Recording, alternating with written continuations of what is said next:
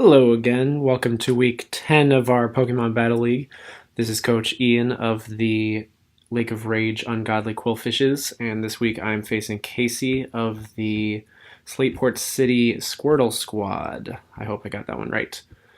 We've got a long battle for you today, so I'm just going to get right into it. So I am going to lead with Tikal the Mesprit today. I have dual screens and actually switched out a different mon for her this week, pretty last minute. But she seemed to do the job pretty well, so I'm just going to bring her out, and luckily he does lead with his Nidoqueen. I can take a Sludge Wave and I'm going to be immune to her other stab, so that's perfectly fine by me. I'm going to set up a light screen just in case, and he's actually going to switch out into the Latias, his Blondie. So this is perfect. He's going to go for a second switch here into his Fat Pikachu, the Azumarill. Interestingly enough, I know because I've created this Azumarill in the past, Gen 2 cartridge games, or virtual console games are the only way to get a Perish Trapping Azumarill with Sap Sipper.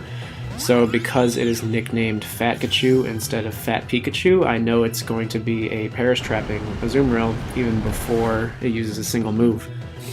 So because I switched into Chansey as it came out, I'm going to switch back into Mesprit here as it goes for the Whirlpool, and I'm just going to set up a Reflect. So luckily I do avoid the Toxic.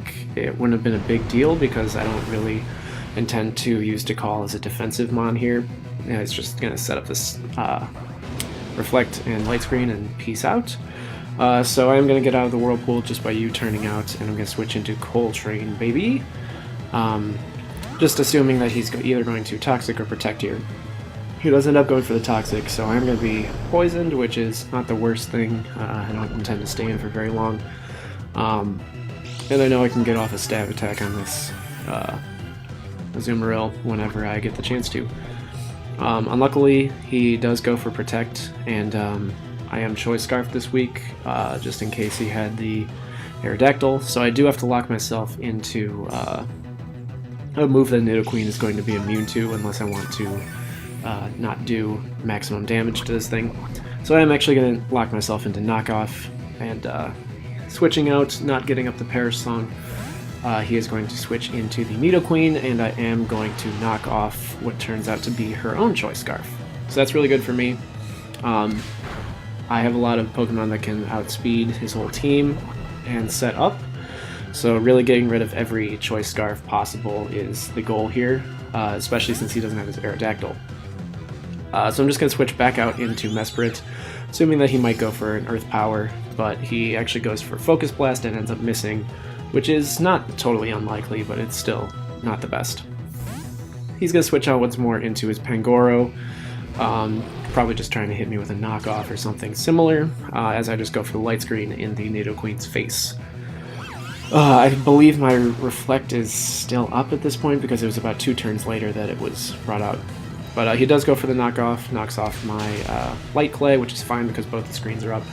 And I am just going to U-turn here, knowing I'm probably going to be slower, as I'm not going to have any kind of speed investment whatsoever. So I take the opportunity to switch into Superior here, knowing that I can easily outspeed, even at this amount of HP, almost KO, and no matter what, at least try to boost myself up. So just seeing if he's going to hit me, I do go for a Substitute, and luckily he actually goes for a Swords Dance. So I get the free sub up. If he hits me, I'm going to be able to take it, obviously, and hit him twice, no matter what happens at this point.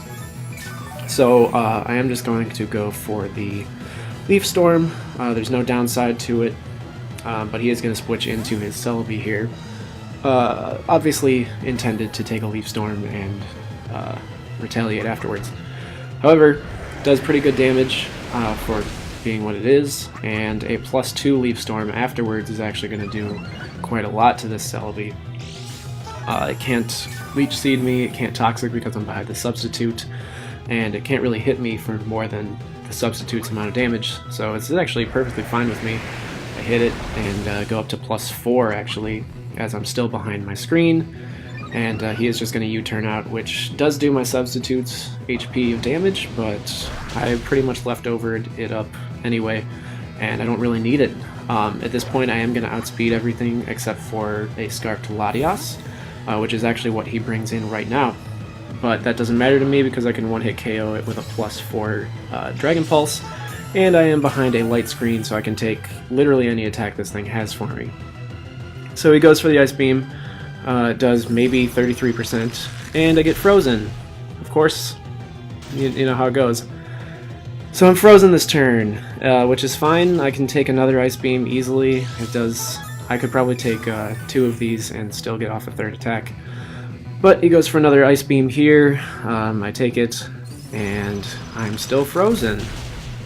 So, yeah, I asked him afterwards if he had any other Scarves. Just those 2, so that's a most likely 6-0 sweep. That was just stopped by a 10% chance. So I'm going to switch out into my Chansey here, knowing I still have Healing Wish on the Mesprit, and Latias can't do anything like at all to a Chansey, especially behind a light screen. So he's going to switch out into his Azumarill, who obviously wants to try to Perish Trap me. He doesn't really have any Mons besides Pangoro that can do it besides Azumarill, so I'm just going to go for a Thunder Wave. Whatever comes in gets paralyzed, and that's fine.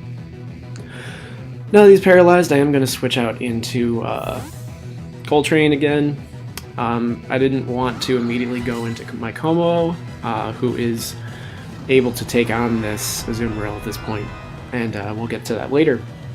But I did want to switch into the Coltrane just to see if he would immediately go for the Parasong, if he'd go for the Whirlpool, what he was going to do, as it is one of my only 2 Pokemon that can still actually Volt Switch or U-turn out at this point. So he did go for the Parasong immediately, and I'm actually not trapped right now, but I am still trying to go for a Volt Switch just in case he does try to trap me. But he is going to switch into his Nidoqueen. It's pretty obvious. I am Scarfed, so I can't really switch. And it's just going to absorb the Volt Switch easily. So knowing that I can't touch this Nidoqueen, I'm going to switch back out into my Chansey. Even a Focus Blast isn't going to do anything to Chansey, and Fire Blast does maybe 4% of my HP. So I don't feel threatened by this thing at all. Even if he would have missed, it would have done about the same amount of damage. So he switches back into his Azumarill as I suspected, so I'm just going to use the time that he has to switch to set up some Stealth Rocks, as he seems to have a plan of just switching in whatever counter he has to each Mon.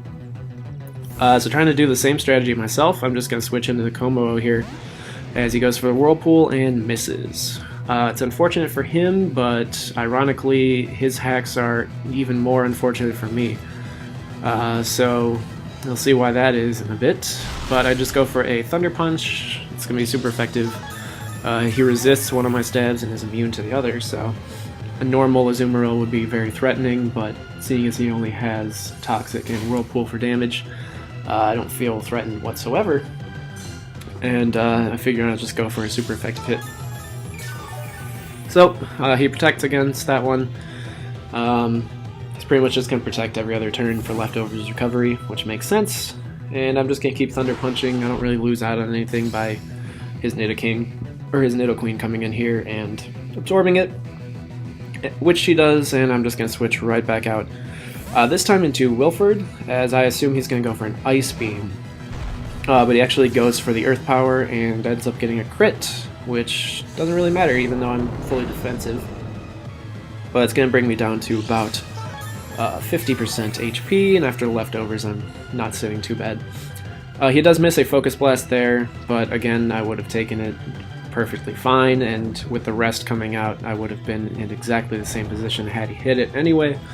So I don't really consider that to be horrendous luck of the game-changing variety.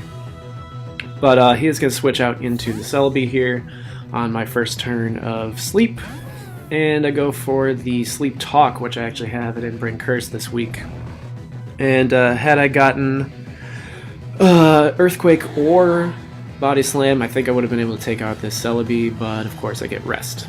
So I'm going to switch out, not wanting to be leech seated as I figured the Celebi might want to do, and I'm going to switch into to Call again.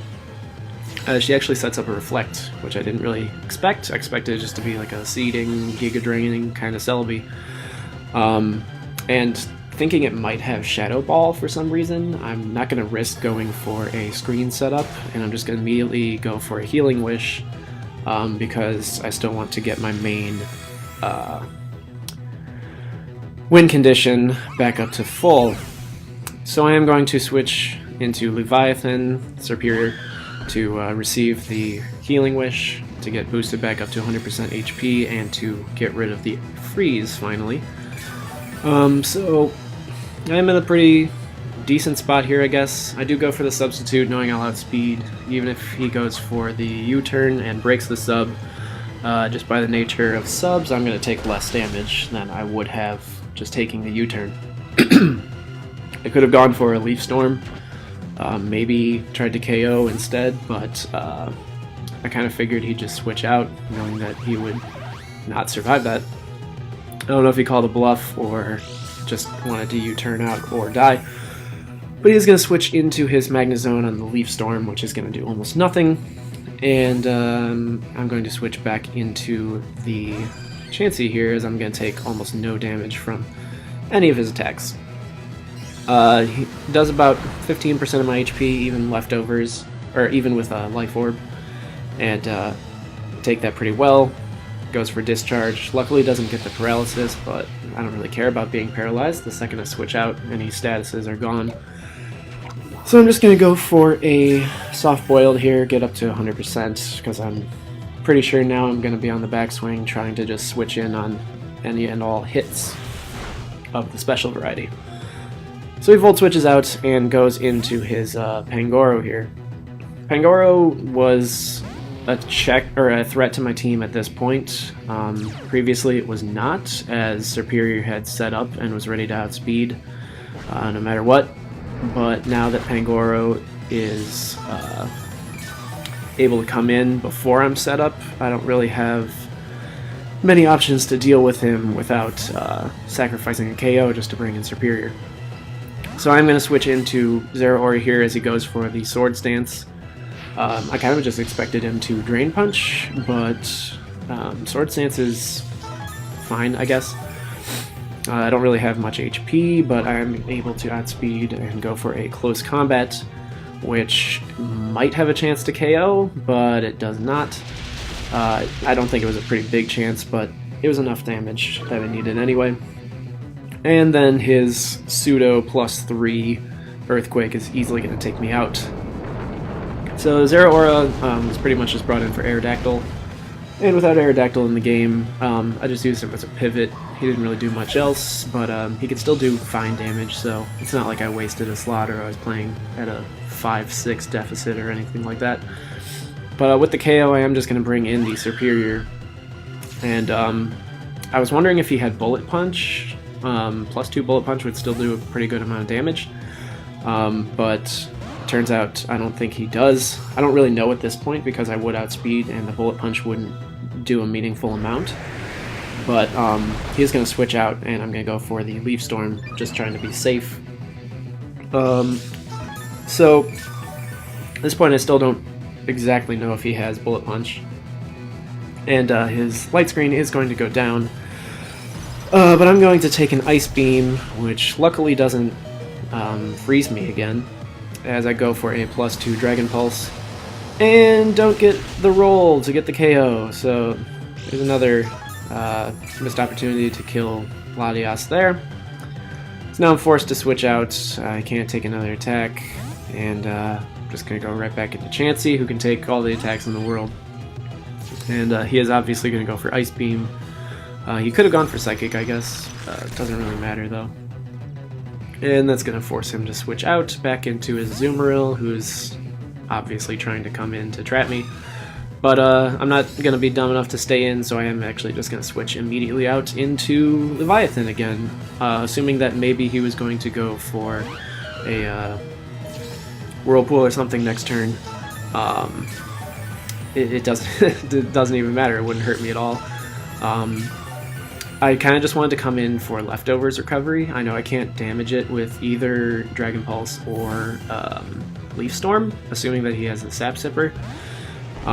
But right now there's going to be about 4 turns of just predicted switches. I think I predicted most of them, but I do end up coming out on top as I'm going to switch into Como, who's going to force out his Magnezone. I'm going to switch into Chansey, who is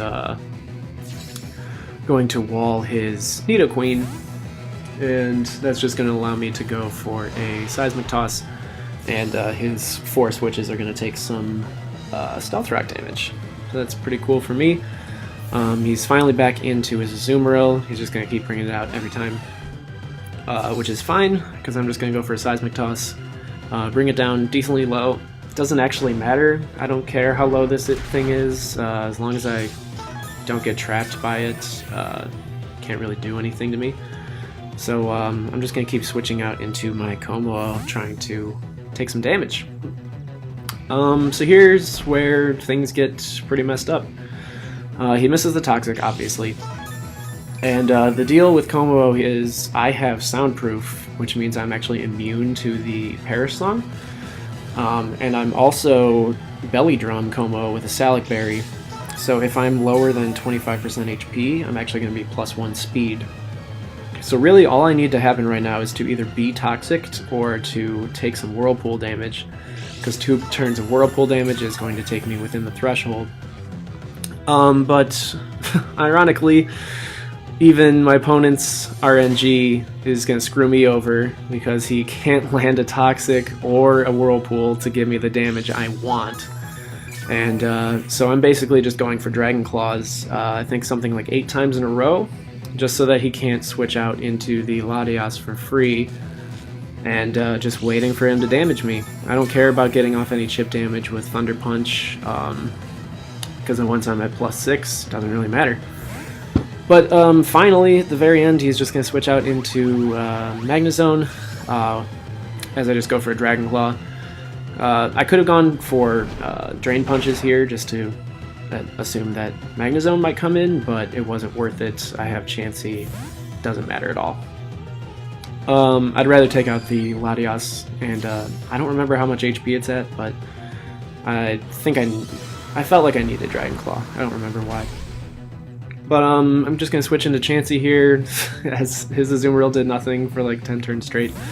He's going to take an attack, and he's going to bring back out the Azumarill, as I'm just going to soft boil it up.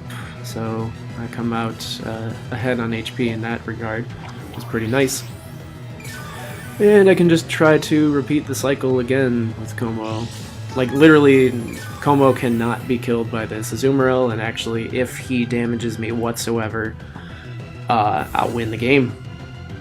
So I'm just going to go into Como again, as he just immediately goes for Perish Song instead of the trapping move. Which is interesting, as it shows that I'm actually unaffected, which sucks because now he's not going to hit me. So, yeah. So I'm going to be immune to that. He's going to have to switch out now, so he's just going to stay in and keep getting paralyzed, as I assume he's going to switch since I'm not trapped and he's actually under the influence of Perish Song. But he's going to keep staying in and trying to go for a Protect. I don't really know why, but at the very end here I'm just going to say screw it, go for a Dragon Dance. With all my screens gone and the Azumarill just unable to damage me, I can't get the Salic Berry guaranteed.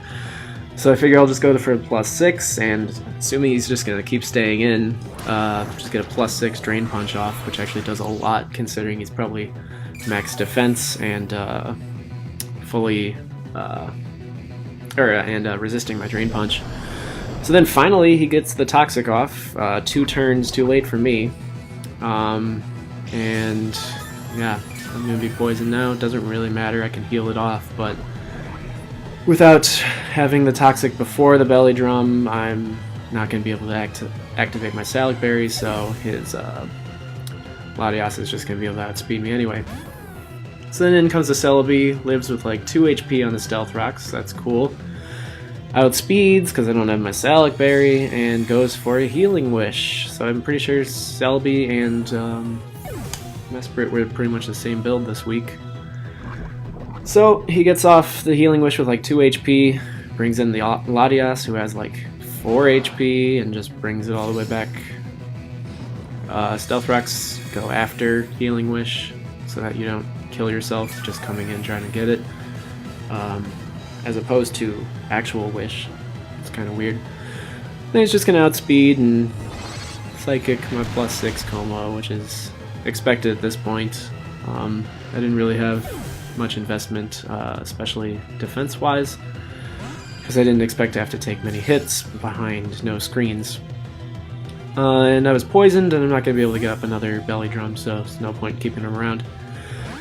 So I'm just going to switch out into the Chansey here. I go for the Thunder Wave on the Latias, but he brings in the Magnezone, and he's just going to go for a Discharge. I don't get paralyzed again, but once again, it doesn't really matter. I can just switch out and get rid of it. So the Life Orb brings him into KO range with the Seismic Toss, and I do get the KO on Magnezone, so that's cool. But then he's going to bring in the Pangoro, and I don't really have anything for this anymore. I needed to not be frozen or to let Casey land a Toxic or Whirlpool to outspeed this thing. So I'm pretty much just going to stay in. Chansey's taken Drain Punches from Pangoro like it's nothing. Does like 45% damage. I'm just going to go for a Seismic Toss. I don't need it paralyzed. I just need it not at 100% HP, because then a +0 Leaf Storm has a chance of taking it out. So I'm just going to let him kill me, pretty much, as he actually goes for a Sword Stance on his second hit, knowing that I can't really damage him in any meaningful way.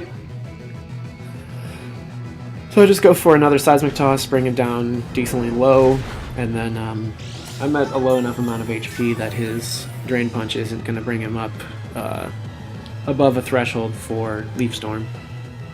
So he does get the KO, he's at +2, and I still don't know if he has the Bullet Punch because, as I said before, it wouldn't have been worth it for him to use it at that point. So I'm still kind of fearing the Bullet Punch, especially at +2 now. But I am still going to bring in Superior, and just, if he has it, I guess he'll lose. So I bring in Superior, and I don't think he did have the Bullet Punch in the end, or he probably would have used it there.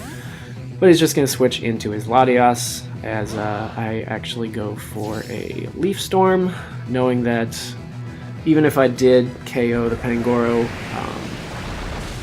I'd have to go for the Leaf Storm anyway to get the +2 to try and KO this Latias.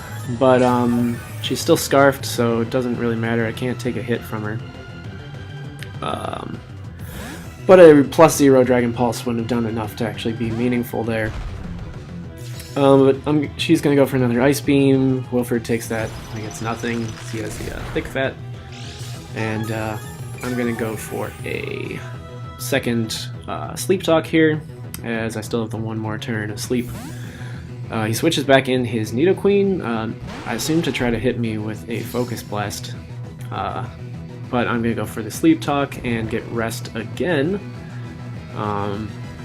Earthquake or Body Slam would have KO'd, but it's not like I'm going to take a lot of damage anyway. So this next turn I'm guaranteed to wake up. He does miss the Focus Blast, so I guess that's just karma for the double Rest Sleep Talk turns. But as we saw earlier, wouldn't have done a whole lot, and it's not like it matters in the long run as the Pangoro is still here. So I do KO with the Body Slam, and I guess I should have figured that he didn't have Bullet Punch because he doesn't have Iron Fist, he has the Mold Breaker. I don't really... What on my team do I have that he would need Mold Breaker for?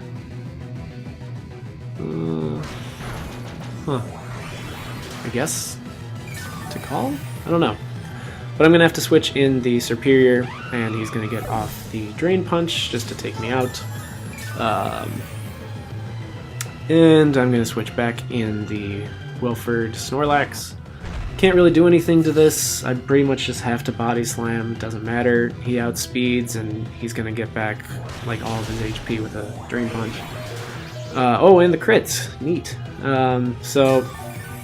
go for the Body Slam. I don't get the Paralysis, which wouldn't actually matter because I didn't do over 50% HP. I guess if he was paralyzed for a turn, it might have mattered. But he's not. So he's just going to go for another Drain Punch, and that's going to KO my last Pokemon. So yeah, that sure was a game. Casey and I were actually messaging in the middle of it, talking about how awful it was, mostly during that 10 turns of paralysis. But ironically, we're probably talking about how awful it was. Different perspectives on the same actual situation. He was probably talking about how terrible it was that he was paralyzed like 8 turns in a row. Well, ironically, I was also talking about how awful it was that he was paralyzed 8 turns in a row, but because I wanted him to damage me, not because I felt bad for the paralysis. Meanwhile, he was talking about how he hated it because of the paralysis and he wanted to damage me, not because of knowing what my strategy was going to be.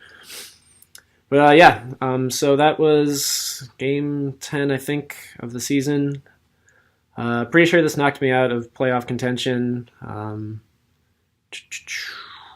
I'd have to do the math to find out how that's looking for standings and whatnot for the divisions. Yeah, just like the other game, this one's just kind of a big mood killer. Losing a probable 6-0 sweep to a 10% chance for the second time, maybe third time. It's happened 8 times to me in the draft league, so I've lost count of how many times this season specifically, but at least 2 times in this draft league is not a fun thing. Makes me actually consider my stance on coming back, but in the end, I'm sure I will come back because I'm going to be bored, and I like Pokemon, and I like all the people here.